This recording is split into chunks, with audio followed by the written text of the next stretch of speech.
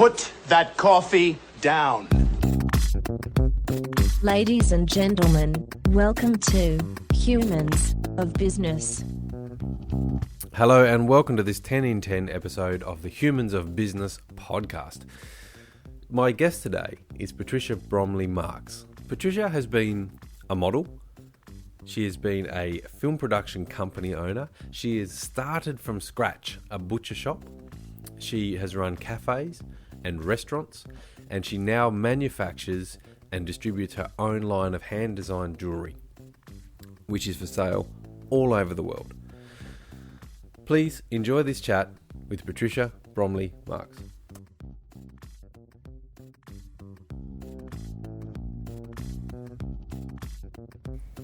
Okay, we're here with Patricia Bromley-Marks, serial entrepreneur and all-round wonderful lady.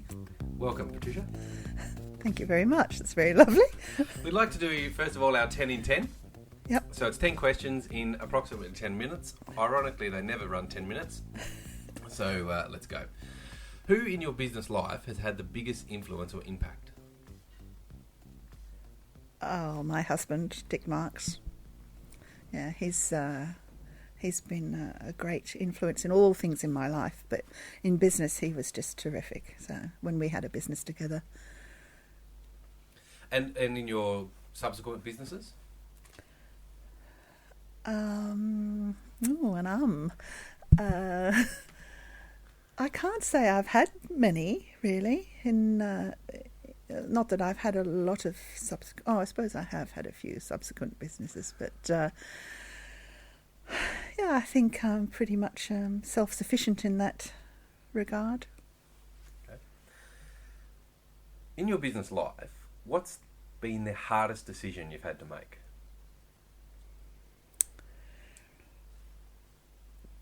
Closing a business down.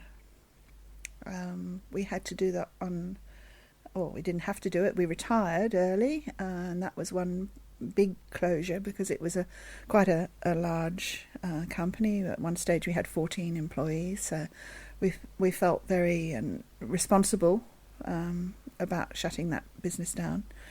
And then we had another one earlier in the piece, which was an unfortunate circumstance, and that was very painful because it involved close friends and money, business and all that sort of thing, so that was very difficult. What moment in business has given you the most amount of satisfaction? I think it's been an ongoing thing, actually. It's been a thing continually throughout all of the businesses. Is that I'm very pleased to say that everyone was very happy in any business that I was involved in. I think I might be a good boss, and that's probably it, that everyone really enjoyed working for me or with me or that sort of thing. I don't think there was a defining moment. I mean, obviously there were highs and lows where, you worked with certain people and you thought, oh my goodness, I'm working with this famous person and that's great. But,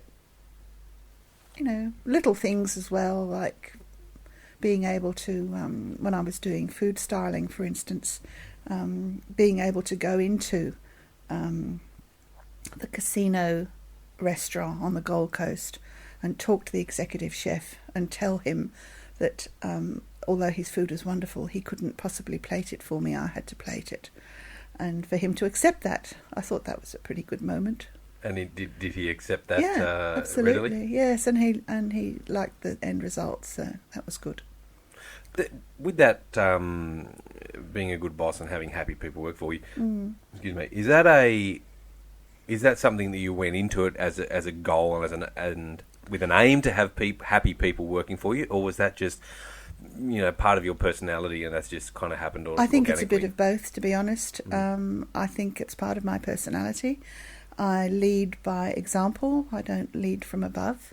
And I think people like that. I have arguments with my brother-in-law about it all the time because when I was in business with a lot of employees, he used to say, "Oh, you're not doing it right." He's ex-army, so he leads from the top.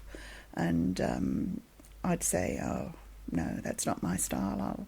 do it by example or do it with them, and it always seemed to work. What's the biggest challenge you've had to overcome, and how did you overcome it? In business? Yeah. Two things. One, in the film industry, the huge volume of work and the amount of hours one had to put in. Going years without a holiday, and I mean that was by choice, but we wanted to create a good business, so we did that. Working 7 days a week, not even thinking about all the dinner parties I missed and all those sorts of things. Well, we were pretty dedicated in our business, and that's why it was really successful. And the other one was more related to the business that I mentioned earlier, which was the one that was involved with friends, and I found that very challenging to get over, to resolve that thing. It was actually never fully resolved, and I found that upsetting and challenging. How has changing technology changed your business over time? In the film industry? Oh, I guess in all of the businesses, yeah, okay. really. All right. In the film industry, we were pretty smart because we decided to retire early, and it was exactly at the time when the technology was changing. So we weren't affected that much by it. We were still using 35mm film. We're still using the Arri cameras and all the old-fashioned way of doing things. It wasn't old-fashioned, but these days it sort of isn't considered cutting edge. We have a friend in the industry who's continued on because he's much younger than us, and he is amazing with all the new technology that's out. I mean, he's just blindingly good. But we could never have done that, so we're very pleased that we actually retired when we did, and we weren't confronted with that problem, because the old days of cutting negative, which did go out a long time ago, I must admit, but all the little physical things that one had to do, like shooting things in camera, were because you couldn't get the effects afterwards. All of that sort of thing. Gradually, I mean, we absorbed all those technicalities as we went through, but the major thing of agencies wanting to shoot on tape or digitally really didn't affect us, so that was good. And in my jewellery business, I again haven't dragged myself into the new way of CAD design and all that sort of thing. I'm interested, but I just feel perhaps if I get interested in that, then I won't continue on with what I'm doing the way I do it, the old-fashioned way of picking up a saw and a hammer and smelting things down myself, and I just like that. I think it makes my product a bespoke product, and I can genuinely say it's handmade and hand designed, and I draw it in little books, and just sometimes I don't draw it at all. I just make it from scratch. So it's really, I find, very satisfying doing that. What's the biggest mistake you've made in business, and what did you learn? I think the biggest mistake was not taking enough time off, not allocating time for us as a family. We started off in business, Richard and myself, just the two of us with a producer, and obviously we had to work all hours that God sent to make that work. But as we employed more and more people, we should really have taken a bit of time off for our health. Health plays a big part in working hard, and I think both of us ran ourselves into the ground on occasions, and I think that was a mistake. What was the most important driver for you in business? Was it money? Was it passion? Was it social change? What was the thing that was driving you in the business? Oh gosh. I'm a white Anglo-Saxon Protestant, and I think I've got the work ethic. My father was a hard worker. My mother was a hard worker. They had a lovely business. We had small private hotel and very faulty towers. It was great. But it was hard work, and I grew up with that. I grew up with my father doing a lot of different things, not only running the business, but being quite creative and being the president of the Horticultural Society and all those sorts of things. So, I grew up with doers, and I married somebody who is of that ilk, and we just ploughed on, really. There's work to be done, so we shall do it. Yeah, we just do it, and don't complain about it, just get it done and try and enjoy it. That's the main thing. What books or resources would you recommend to anyone who was looking to start a business or is already in business? I wouldn't have a clue. Never read any. No. So your approach was jump in feet first, make it happen? I'd do some prep. I'd try and find out a bit about things, mostly by talking to people. Obviously, one of the businesses I owned, I went to the Department of Primary Industries and had an interview with the head guy there and said, this is what I want to do, and can you give me some advice? And he said, don't do it. Always good advice.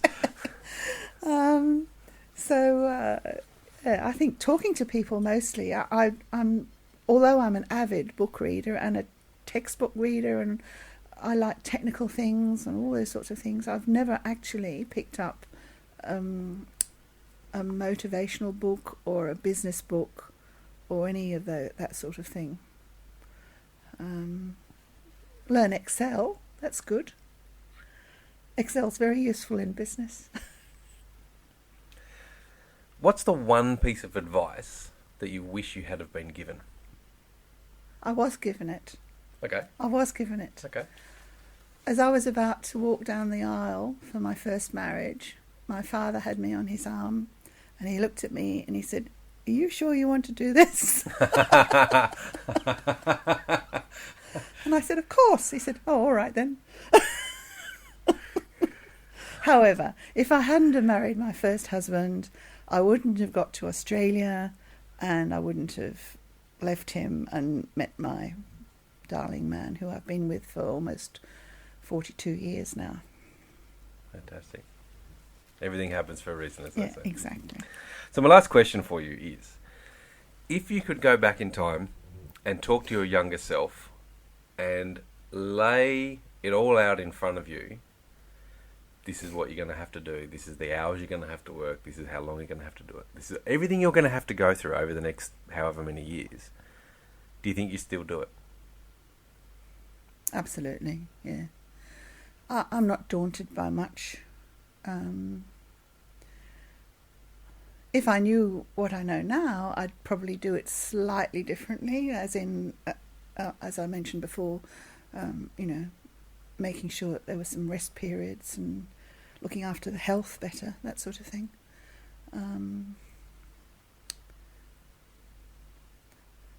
I think my one regret, I have a big regret, and that is Australia isn't nearer to Europe. There's not a huge amount you can do about that. No. I'd like to, but Yeah. First class is getting pretty good. Yes, Emirates is fantastic. Patricia Bromley-Marks, thank you very much. You're very welcome. And there you go, that is our 10 in 10 with Patricia Bromley-Marks. If you like that, please be sure to check out the full interview with Patricia. We go into all of those areas and many, many more in greater depth, and it's well worth a listen. Also, check out our Facebook page, Humans of Business on Facebook, and also humansofbusiness.com. Thank you for listening.